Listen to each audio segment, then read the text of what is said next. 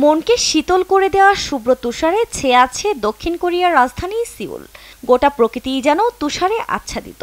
বরফের মাঝেই নিজেকে জড়িয়ে নিয়েছে রাজা সেজং দ্য গ্রেটের মূর্তিও। মৌসুম শুরুর আগেই নভেম্বরের শেষ সময়ে এমন তুষারের দেখা পেয়ে মুগ্ধ সিউলবাসী। প্রাণ খুলে শুভ্র তুষারের আনন্দ নিচ্ছেন স্থানীয়রা।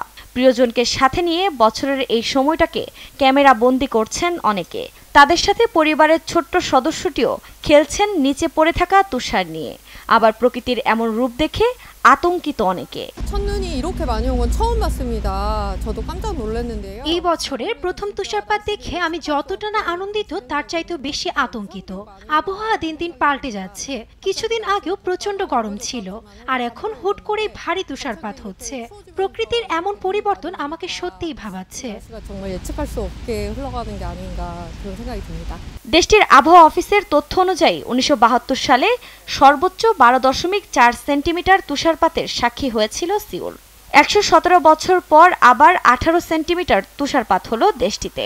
হঠাৎ এই তুষারের জন্য পরিবেশ দূষণই দায়ী। বছরের প্রথম তুষারপাত দেখে আমি সত্যিই খুশি। তবে আমার মতে এই আবহাওয়াটি সত্যিই আশঙ্কাজনক।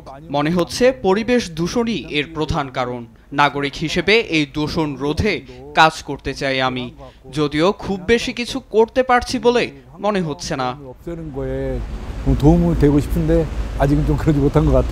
তুষার ঝড়ের কারণে এরই মধ্যে 220টি আন্তর্জাতিক ও অভ্যন্তরীণ ফ্লাইট বাতিল করেছে কর্তৃপক্ষ।